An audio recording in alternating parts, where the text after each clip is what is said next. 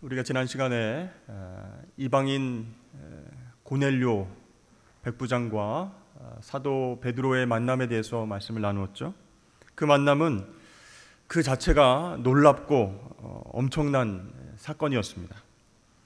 예전에는 유대인만 구원받을 수 있었다라고 생각을 했었는데 고넬료와 가족과 일행까지 모두 구원받았기 때문에 큰 충격으로 다가온 사건이었죠. 여러분, 만약에 이방인들이 하나님 자녀가 되고 싶다면 어떻게 해야 할까요? 방법이 있긴 있습니다. 유대인들처럼 할례를 받고 또 율법을, 계명을 준수하기로 작정하면 됩니다. 그럼 개종의 절차를 거쳐서 유대교로 개종을 하면, 즉 유대인이 되면 그 사람은 하나님 자녀가 될 수가 있는 것이죠. 그러니까 이방인들이 구원받을 수 있는 길은 유대인이 되어야만 가능한 거예요. 할례를 받아야 되고 율법을 준수해야 가능합니다. 그런데 이방인 고넬료와 그 일행들은 할례를 받지도 않았어요. 어떻게 유대인이 되지도 않았는데 성령 세례를 받고 예수를 나의 구주라고 고백하는 하나님 자녀가 되었는가? 베드로가 복음을 전할 때 그들에게 성령이 임했습니다. 그게 끝난 거예요. 할례라든지 율법이라고 하는 그 까다로운 절차를 통과하는 것이 아니라 성령의 임재를 통해서 회개가 터져 나오는, 그래서 세례를 받게 되는 하나님의 자녀가 되는 그런 귀한 과정을 겪게 되었다라는 것이죠. 놀라운 사건이었습니다. 이것은 사람들의 편견을 깨뜨렸습니다. 그곳에 모여 있었던 사람들은 유대인과 이방인 차별 없이 구원을 베푸시는 하나님의 은혜가 있구나라는 것을 깨닫게 되었습니다. 자, 이렇게 베드로가 이방인 백부장 집, 어디 있었죠? 가이사라에 있는 그의 집에서 고넬료와 그 식구들과 함께 베드로가 식탁 교제를 했다라고 하는 소문이 퍼져나갔습니다. 그래서 베드로가 이제 예루살렘으로 돌아왔는데 그 소문을 들은 할레파 유대인들이 베드로를 막 비난을 합니다. 베드로, 유대인인 당신이 어떻게 이방인 집에 가서 그들과 함께 머물면서 식사하면서 그런 식탁 교제를 할 수가 있습니까? 여러분, 원래 유대인들은 이방인들과 함께 식사하지 않습니다. 유대인들은요, 하나님 자녀들하고만 식사를 합니다. 자기들끼리만 교제한다는 거예요. 그들은 죄인이고 구원받지 못할 사람들이고 하나님의 권속 자녀들이 아니기 때문이다라고 생각하기 때문이죠. 근데 그것을 잘 아는 유대인 베드로가 그것을 어겼다는 거예요. 자, 그 얘기를 들으니까 베드로가 이 이방인 고넬료를 만나게 된 과정과 또 성령의 역사에 대해서 설명을 해줍니다. 환상을 봤다. 그리고 성령의 음성에 순종해서 가이사랴에 있는 고넬료의 집에 갔고 거기에서 복음을 전했는데 그때 성령이 임하셨다. 예전에 우리가 오순절 다락방에서 기도할 때 받았던 그 성령을 선물로 받았는데 우리가 받았던 것과 똑같은 선물이었다. 그러면 내가 일부러 그렇게 한 것이 아니라 하나님께서 그렇게 이방인들을 받아주셨기 때문에 성령이라고 하는 선물을 똑같이 주신 것이다. 이렇게 설명을 합니다. 17절 말씀에 그런즉 하나님이 우리가 주 예수 그리스도를 믿을 때에 주신 것과 같은 선물을 그들에게도 주셨으니 내가 누구이기에 하나님을 능히 막겠느냐 하더라. 자, 하나님이 그 이방인 고넬료와 그 가족들에게 주신 선물인데 내가 어떻게 그걸 막겠느냐, 이런 말이에요. 여러분, 하나님의 자녀가 되는 조건이 무엇입니까? 평소에 착하게 살고 선을 베풀면 되겠습니까? 아니죠. 그러면 유대인처럼 할례를 행해야 되겠습니까? 아닙니다. 예수님을 나의 구주로 믿으면 하나님 자녀가 됩니다. 그럼 어떻게 예수님을 믿게 됩니까? 아무리 믿으려고 노력해도 잘 안 믿겨지는데 어떻게 해야 됩니까? 하나님께서 믿음과 성령을 선물로 주셔야 합니다. 그러니까 지금 여기에 나와서 하나님 예배하는 저와 여러분들은 믿음과 성령의 선물을 이미 받았기 때문에 예수님 믿고 하나님 자녀가 된 것입니다. 자, 이방인에게 그 성령이 임했다라고 하는 것은요, 더 이상 구원받기 위한 다른 조건이 필요 없다, 그런 뜻이에요.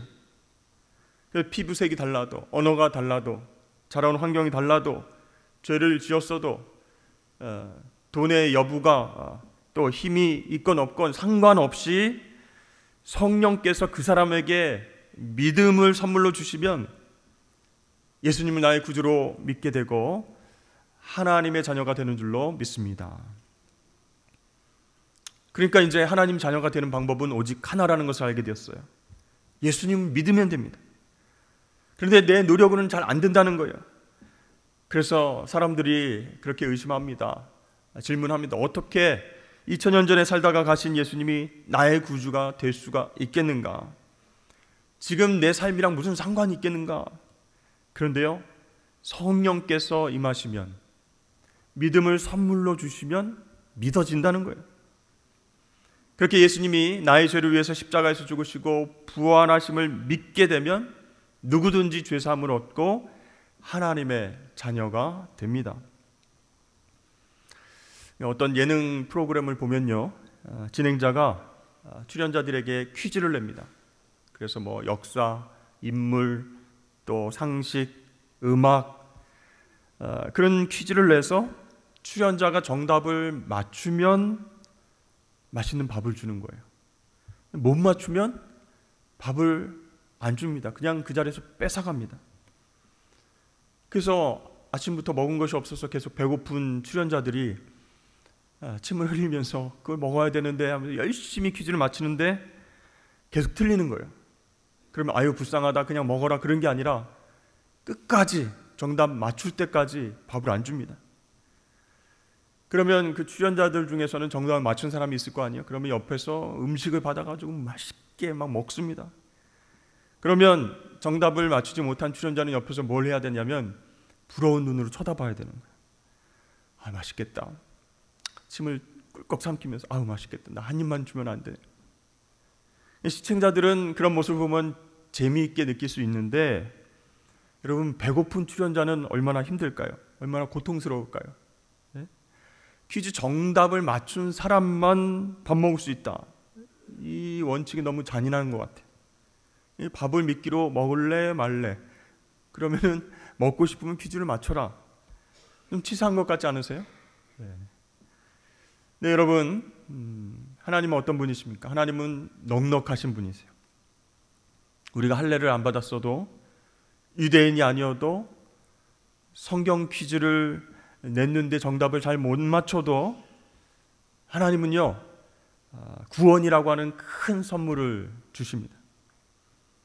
그러니까 이미 선물을 들고 계세요. 모든 사람들이 다 이 선물을 받기 원하셔서 준비하고 계십니다. 단 예수님을 믿어야 됩니다. 다른 조건이 없습니다. 근데 사람들이요 계속 오해를 합니다. 예수님이 그저 평범한 사람 아니냐, 그냥 선생님 아니냐 이렇게 생각합니다. 예전에 좋은 일 많이 하셨던 그런 착한 분 아니냐 그렇게 여깁니다. 그러니까 예수님을 하나님의 아들로 내 죄를 사해 주신 구주로 믿지 못하는 거예요. 그러니까 안 믿어지니까 못 믿는 거예요. 그래서 하나님께서 구원을 선물로 주시기 전에 성령을 우리에게 허락하시는 거예요. 성령이 임하시면 우리의 의심과 우리의 회의와 우리의 두려움과 걱정들을 물리치시고 예수님을 믿도록 도와주십니다.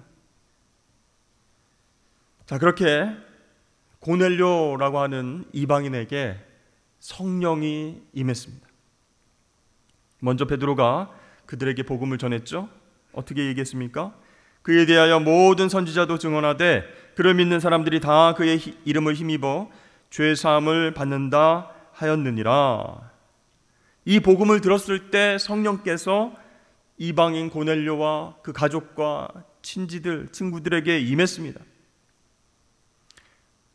예수라고 하는 분이 내 죄를 사해 주시기 위해서 십자가 위에서 죽었지만 다시 살아나셨다. 그것을 믿게 되었다라는 거예요. 성령께서 임하셨을 때 믿음도 주셨기 때문에 그걸 믿게 된 거예요. 오순절날 다락방에 모인 유대인 제자들에게도 성령이 임했던 것처럼 이방인 가족들에게도 성령이 똑같이 임해서 그들이 방언으로 기도하고 찬양하는 역사가 똑같이 나타났다는 거예요. 그 모습을 보고 베드로가 무릎을 탁 쳤습니다. 아, 예수님께서 우리에게 이렇게 말씀하신 적이 있었지.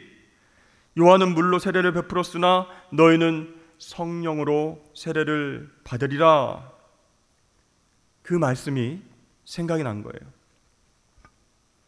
여러분, 성령께서 임하시면요, 예수님의 말씀을 생각나게 하시는 거예요. 예전에 주셨던 말씀까지 기억나게 하시는 거예요. 그래서 그 말씀이 진리임을 깨닫게 하는 역사가 있는 거예요.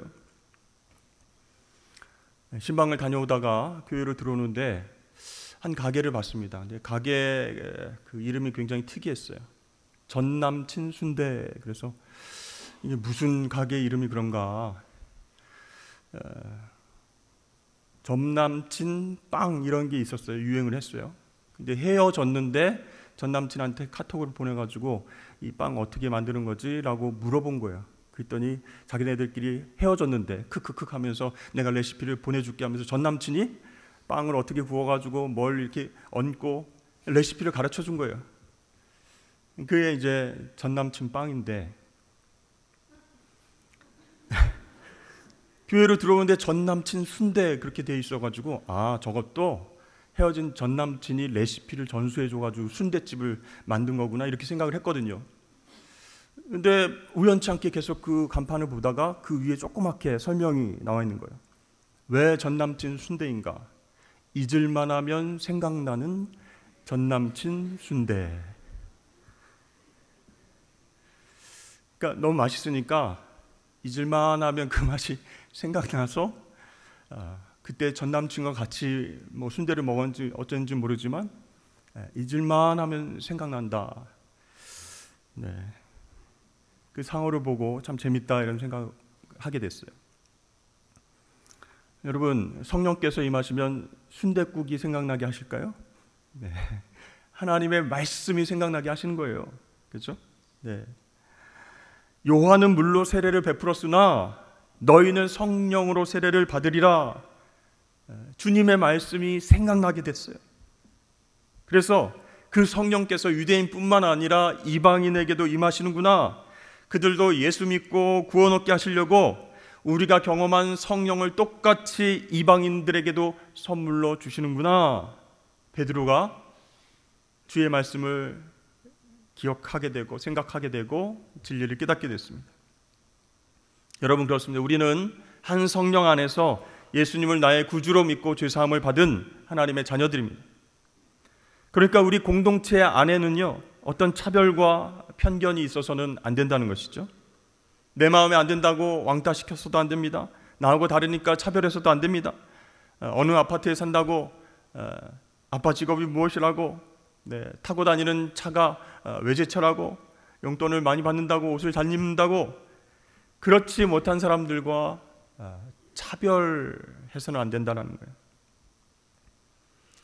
그런데 왜 우리 자녀들이 그런 차별의식을 가지고 자꾸 이렇게 나누고 갈등하고 싸울까 생각해 보면요, 이 부모 세대부터 복음 안에서 하나가 되어야 되는데 그렇지 못한 모습을 보여주니까 우리 자녀들이 배울 수 있겠다 이런 생각을 하게 된 거예요. 이스라엘과 이란, 팔레스타인 그 사람들은요, 중동 지역에서 늘 싸웁니다. 한 형제인데 또 하나님을 믿는 사람들인데 왜 그럴까? 이 땅은 원래 하나님이 우리한테 주신 땅이야. 너희들 여기서 나가. 안 나가? 그럼 전쟁이야. 너희들 누구 맘대로 핵무기 만들려고 그래? 반장한테 허락받아야지. 말 안 들어? 그럼 미사일 쏜다. 자신들은 하나님 자녀라고 주장하면서 이웃 국가들을 괴롭히고 왕따시키는 나라들도 있습니다. 부모 세대가 신앙이 있다고 하면서 이웃을 차별하고 상처 주고 폭력을 행사한다면 과연 자녀 세대들은 무엇을 보고 배우겠습니까?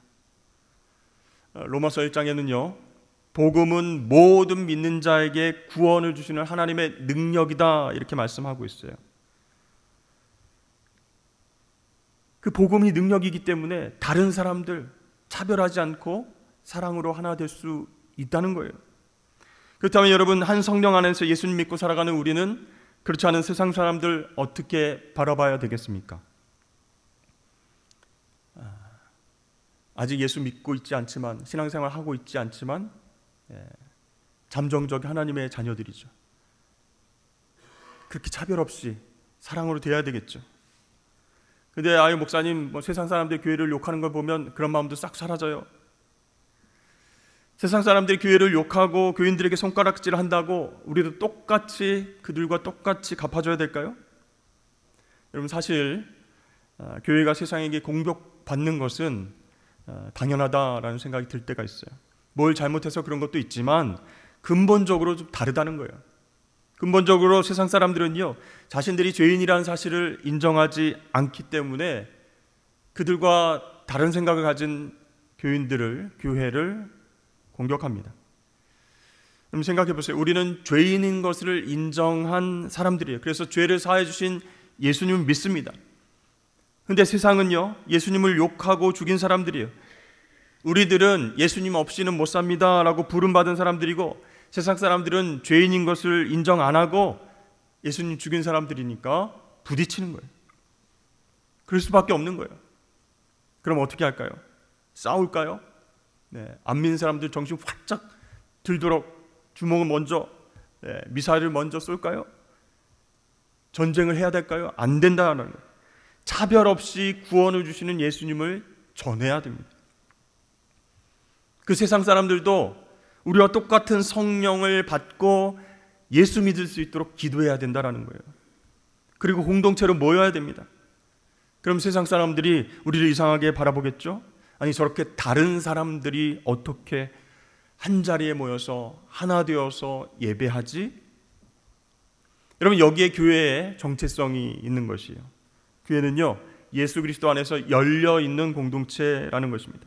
나이와 성별과 직업과 관심사와 가치관과 경제력과 외모가 각기 다 다른 사람들이 하나 되어서 예배할 수 있는 이유는 바로 예수님 때문입니다.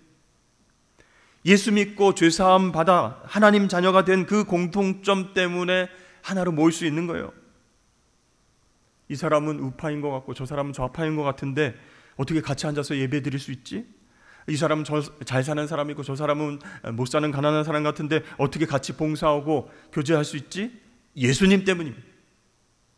예수님 때문에 교회가 존재한다는 거예요. 그래서 우리 교회 공동체 안에서 다름을 인정하고 예수 생명으로 살아가게 되는 것이죠. 저 고넬료라고 하는 사람은 이방 사람인데 로마의 백부장인데 어떻게 성령 체험을 하고 세례를 받았지? 어떻게 예수님은 구주로 고백하고 구원받는 하나님 자녀가 되었지? 예수님 때문이다라는 거예요. 사랑하는 성도 여러분, 우리 하나님은 넉넉하신 분이십니다. 누구에게나 구원의 선물을 베풀어 주십니다. 인종이나 나라나 학력, 경제력, 인맥 다 뛰어넘고 차별 없이 예수 믿고 구원받을 수 있도록 우리에게 선물을 주시는 거예요. 그 선물 포장을 풀렀는데 거기에 성령과 믿음이 같이 들어있어요. 종합 패키지예요. 그래서 그 성령의 도우심으로 예수님을 내 구주로 믿게 된다는 거예요. 그동안 살아왔던 죄된 삶의 모습들을 하나님 앞에서 회개하게 됩니다. 부끄러워하게 됩니다. 그래서 그 죄에서 되돌이키게 되고 회개로 나아가게 된다는 거예요. 주님, 용서해 주십시오. 제가 이런 죄인입니다. 그동안 이렇게 살아왔습니다. 하나님의 자녀가 되고 보니까 너무나 부끄럽습니다. 그 회개를 받아주신 주님께서 우리를 깨끗하게 하시고 영원한 생명으로 나아가게 하시는 줄로 믿습니다. 오늘 18절 말씀입니다. 그들이 이 말을 듣고 잠잠하여 하나님께 영광을 돌려 이르되 그러면 하나님께서 이방인에게도 생명 얻는 회개를 주셨도다 하니라. 여기에 나온 생명은요, 육체적인 생명, 푸시케가 아니라 예수님을 통해서만 얻을 수 있는 참되고 영원한 생명, 조회입니다. 우리말로는 모두 생명이라고 번역되어 있지만 헬라어 원문에는 이렇게 의미가 구별되어져 있습니다. 자, 사도 바울이 이렇게 다짐한 이야기가 있는데요, 사도행전 20장 24절에 내가 달려갈 길과 주 예수께 받은 사명 곧 하나님의 은혜의 복음을 증언하는 일을 마치려 하면은 나의 생명조차 조금도 귀한 것으로 여기지 아니하노라. 여기 나오는 생명은 무슨 생명일까요? 육체적인 생명, 푸시케입니다. 근데 왜 바울은 그 생명 귀하게 여기지 않는다라고 얘기했습니까?